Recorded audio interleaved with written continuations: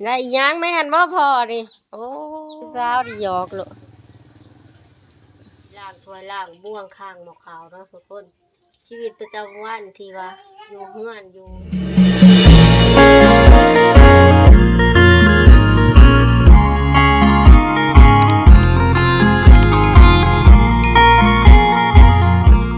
พี่น้องคบพอกับสัปดาห์คือเก่าสองคุณระดาสาวเล่ามือนี่พี่น้องมือนี่สัปดาห์กับสิมาอัปเดตอาการคนท้องนอนคนเพราะว่าสัปดาห์นี้เจ็บท้องมาก3 มื้อเลยเด้พอสัปดาห์กับบริโภคคลิปเนาะหลังจากที่สัปดาห์บริโภคคลิป2-3 มื้อนี่ว่าสัปดาห์บ่สะดวกว่ามีแม่คนใดเคยเป็นคือสลาบ่เนาะเจ็บวางขานี่นะทุกคนเจ็บย่ำนอนสิบ่ได้นอนลุกสิบ่ได้เนาะย่ำนอนเนาะปวดแห้งเนาะแต่ว่ามันบ่แม่นคือเฮาปวดท้องคลอดลูกนะทุกคนมันเจ็บวางขาเนาะเจ็บแล้วก็เจ็บมดลูกมันก็ผิดปกติหั่นแหละสดาก็ว่าสิไปกวดสิไปหาแพทย์เบิ่งขนาดสดาบ่ได้เฮ็ดเวียกหนักพอเท่าใดนะทุกคนเนาะดำหน้าก็แค่แป๊บๆเดียวดำหน้าก้มดำหน้าลูกกะแป๊บเดียวเนาะสดาก็ปวดท้องเลยว่าก็บ่ค่อยได้เฮ็ดแต่ว่ามันอยากเจ็บเนาะแบบคนท้องก็ลูกยากไปยากธรรมดามันก็เจ็บผิดปกติมันลำบากทุกคนน้ำหนทางสิไปนี่ก็พอแห้งเนาะฝนตกนี่ก็ลำบากออกยากขี้ตมขี้โคลนนี่ป้าโมโหว่ารถสิออกได้คือบ่เนาะก็สิลองไปเบิ่งอยู่กับเด็กๆ2 ตัวนี่ก็ดื้อนะทุกคนเลยนี่คนดื้อนี่แม่เจ็บท้องเด็ก2 ตัวนี่ก็ดื้อสบายดีนะลูกไปนี่พ่อแม่พี่น้องอีหลาเฮ็ดอีหลาเฮ็ดหยังนกกาดำหน้าบ่ลงไปทั้งทงหน้าทุกคนแม่สิตากับเบาต่อมกะดำหน้าฝนตกเบิดมือเบิดคืนเนาะแต่เฮาก็อยากดำซอยแต่ว่าเฮาเฮ็ดบ่ได้นะทุกคนอยู่เอาหลานนะลาก็โทรหาสามีหรือว่าแฟนหั่นแหละเนาะโทรหาบ่าวคำลาบ่ฮู้ว่าเราสิมาหรือบ่เนาะบ่ฮู้ว่าเราสิมาหรือบ่แต่ว่าโทรยากโทรอันนี้ทุกคนแนวนี่แหละทุกคนอยู่ไกลกันมันก็ลำบากเนาะสดาโทรหานี่ก็บ่ค่อยรับเด้มันลำบากสดาก็โอ้ยคันเพิ่นบ่มาก็สิได้ลำบากขับรถออกไปเองอีกเนาะนี่สดาอยู่ท่าเพิ่นว่าเพิ่นสิมาหรือบ่เนาะไปเบิ่งกันว่าเราสิมาคนอยู่ไกลกันมีแฟนมีผัวก็ซ้ำบ่มีนั่นแหละพี่น้องเลยเนาะเพราะยามเฮาเป็นหยังมามันก็ลำบากนี่ถ้าเราบ่มาก็สดาสิได้ขับรถไปเอ็กโกทองหรือว่าไปตรวจเบิ่งเนาะไปคนเดียวถ้าเบิ่งเรามาเนาะบ่ฮู้จักหมู่เพิ่นสิมาแล้วบ่ใช่แม่นบ่พ่อจ้ะแม่นบ่ใช่ แม่นบ่พ่อฮะแม่นบ่ได้อีหยังแม่นบ่พ่อนี่โอ้มาอะไรพ่อได้อีหยังมาโอ้เบิ่งแหลกอีหยังได้อีหยังโอ้เบิ่งลูกกับผู้ได้อีหยังหั่นผู้ลูกกับคนหาแต่แนวสิกิน พอได้อีหยังมาเอากระสอบออกมาเบิ่งได้อีหยังพอไปขึ้นไปกินอยู่เที่ยงอีหยังแหละผู้ไปแม่นบ่ใจพอเพิ่นได้อีหยังมาฝากแม่นบ่บังเงาะแม่นบ่ไปเอาขึ้นไปเทิงเที่ยงปะมันเปื้อนปะไปเอาขึ้นไปล้างน้ำก่อนไปไปเอาขึ้นมาหอดใส่งานเลยเดี๋ยวนี้ใส่ตักน้ำขึ้นมาใส่เพราะว่าซ้ายได้เฮาโป้มน้ำบ่ได้ใต้เด้อมือนี่ไผ่มันสอด เอามากินบ่โอ้พ่อได้บักงอมาผักป้าเครื่องกระสอบเลยเอาล้างก้อน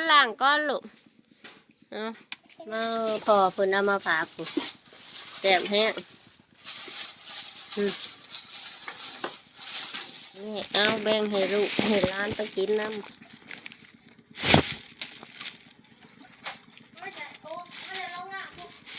เออไปผู้แบ่งให้ลูกให้หลานไปกินน้ำวันนี้ไปทุกคนชาดาก็สิออกไปเอโก้เบิ่งท้องไปกวดอีกเนาะพอดีบ่าวคำลามาพอดีคิดว่าเพิ่นสิบ่มาเลยชาดาสิไปผู้เดียวแหละทางกันยากฝนมันตกนะคิดว่าสิป้าให้เดียวไปผู้เดียวเลยได้นี่โอ้โหคอยเด้อมันมืดออกจากบ้านชาดานี่มันก็ลำบากแฮงนะทุกคนเนี่ยมันยังเป็นทางแดงทางขี้ตมอยู่เนาะคันว่าฝนตกลิ้นนี่มันก็สิมืนสิเป็นหนองได้นี่นี่ว่าเขาลงหินแน่ส่วนหนึ่งได้นี่มันบ่ทันเปื่อยเนาะผมซาเล้งสิพาไปสิโอ้คอยนี่ทุกคนก็บ่ได้ไกลปานใดเฮามันทางดำเนาะว่าคันฝนตกลิ้นแน่เฮาก็ย่านทางมันออกบ่ได้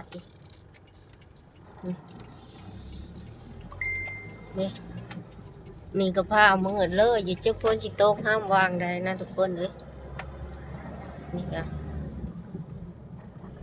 ไปนี่ก็สิเข้าไปกวดก่อนเลยก่อนสดาก็มาหอดคลินิกอยู่เมืองคงแล้วเด้อทุกคนสดาก็สิย่างเข้าไปสอบถามเพิ่นเฮ็ดจังได๋หาแพทย์ตอนนี้สดาก็ยังนั่งรอเพิ่นมาโกให้อยู่เนาะทุกคนเพราะว่าเพิ่นค่าแขนราคาอยู่เนาะสดาก็นั่งท่าเพิ่นแนวกอดมาเองเถอะนะยินบ่เอาลูกจัก10โคตรดินอกพี่น้องมันจังบ่ยากเฮ็ดพ่อที่กวดเองซื้อแนวเอโกมานี่สดาก็เอโกแล้วเรียบร้อยทั้งทุกคนเนาะสดาเจ็บหั่นนะอันเพิ่นว่าอ่างซ้ำเฮามันแบบมันเปิดกว้างออกเนาะอันนี้หัวลูกก็ลงเลยนะทุกคนเนาะสดาก็เลยเจ็บเนี่ยแต่ว่าบ่เป็นหยังเด็กน้อยก็ปกติดีเนาะก็สบายใจได้แต่ว่าก็เจ็บก็กินยาพาราใส่ได้เลยเพิ่นว่ากินสมิดหนึ่งเนาะจะได้ก็สิเข้าไปตลาดต่อไปหาแนวกินแล้วก็สิเมื่อทุกคนตอนนี้เฮาก็มาฮอดตลาดเนาะเฮาสิไปย่างเบิ่งว่าสิมีหยังเมื่อสู่บ่าวต้อมกับเจ้าเกียงกินเนาะเพิ่นดำหน้าเมื่อยแนวกินแนวอยากไปเฮ้ย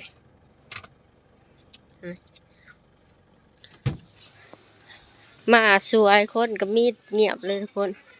บางหานเขาเจ้าก็ปิดหานนำแหน่เลยนะตลาดก็ได้จักเฮาสิได้ยังมากินไปเบิ่งก่อนมีแต่หานเสื้อผ้าขายซีนขายใครเขาเจ้าก็อยากเมื่อเบิ่งเลยแหละทุกคนเลย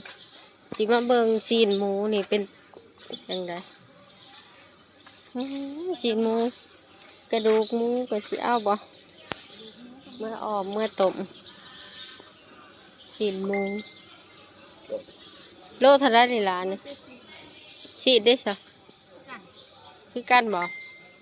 เบิ่งติดเบิ่งตัวที่เบิ่งจะบอกก็มั่งบ่ว่าเอาสักตอนอันหนึ่ง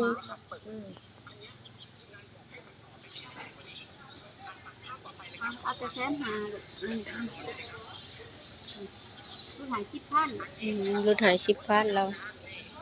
เกือบ2 โลบ่ก็บ่โดยเอาซีนหมูกันทุกคนตัวอีกต้นมะกรูดเจอมาสักครั้งนอนฝันจะเป็นรักกี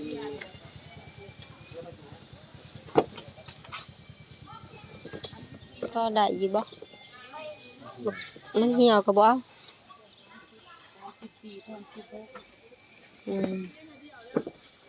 ถั่วกับเหี่ยวซื้อไข่เมื่อให้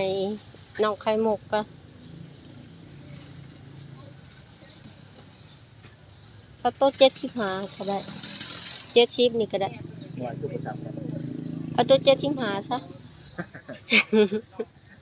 หยอกผู้สาวอีกแล้วบ่คำหลาเอาได้ใครฮะผู้สาวดิหยอกโลด แต่ โอนให้ก็ได้บ่เอาอันหนึงฝากน้องเห็นก่อนทุกคนนี้เท่าไรอ่ะ มีต้องหา ตัวนี้บ่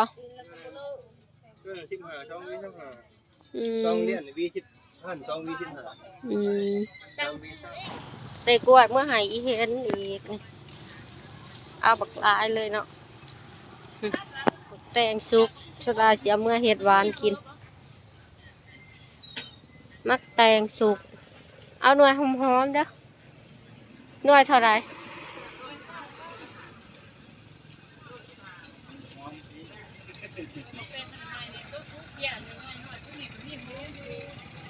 เอาตัวสุกค่ะนะเฮ้ย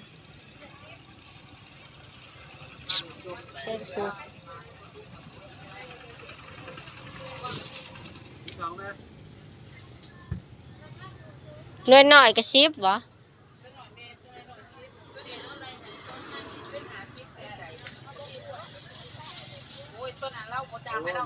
เออบักแตงพี่น้องตลาดเมืองคงเชโดนนะบักแตงบักมักกล้วยแล้วมีหลายยางรถกับหัวทุกคนเอ้ยแม่ตาบยางรถดิงนะยางรถหัวแม่ตาบยางว่าแต่ออกแต่เฮือนก็มีแต่แนวเลยเนาะ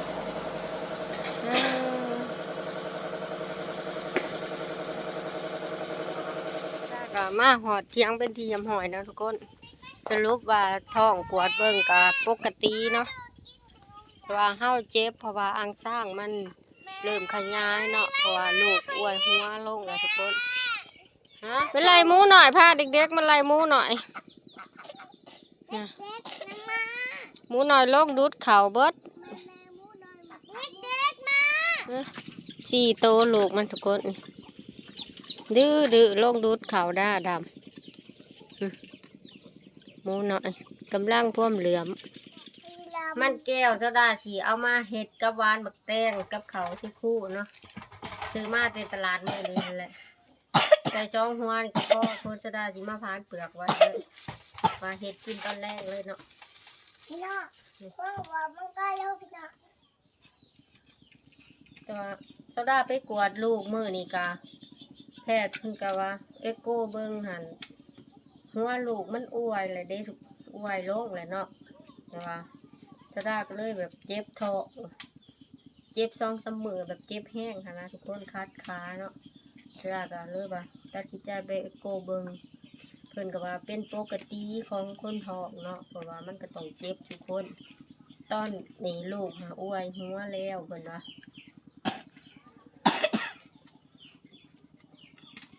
แต่ว่าบ่เป็นยังบ่มีอันตรายเนาะปลอดภัยดี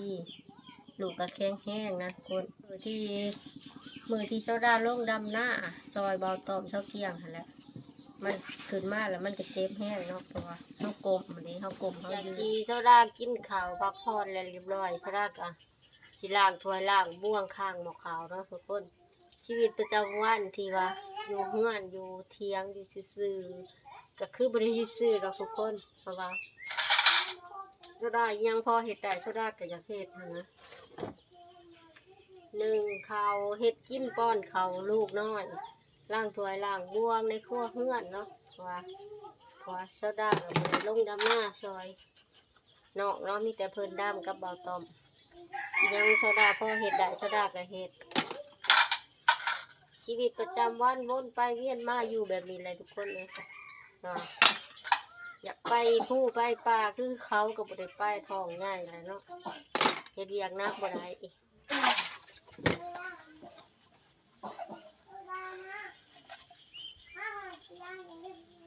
ดำหน้ากะอีกเบิดทิศนี่ก็คือสิแล้วหมู่เพิ่นทุกคนเลย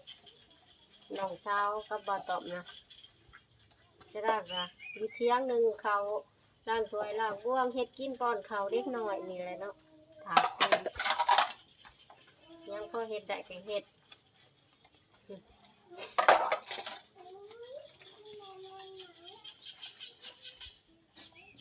หลังจากที่เจ้าได้ล้างถ้วยแล้วเนาะเราก็สิมาดังไฟหนึ่งข้าวต่อดีแลเวียกของคุณ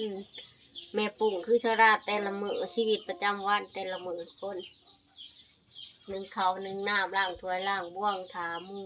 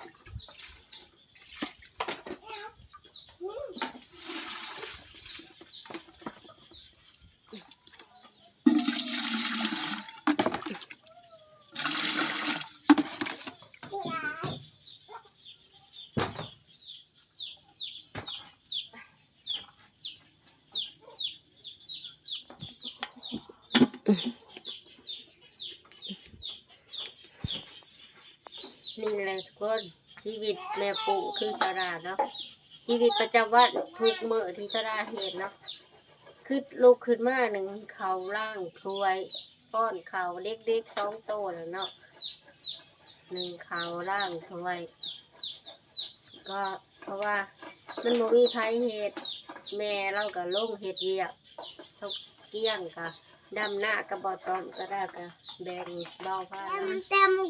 สำหรับคลิปนี้ก็บ่มีหยังหลายดอกพี่เลย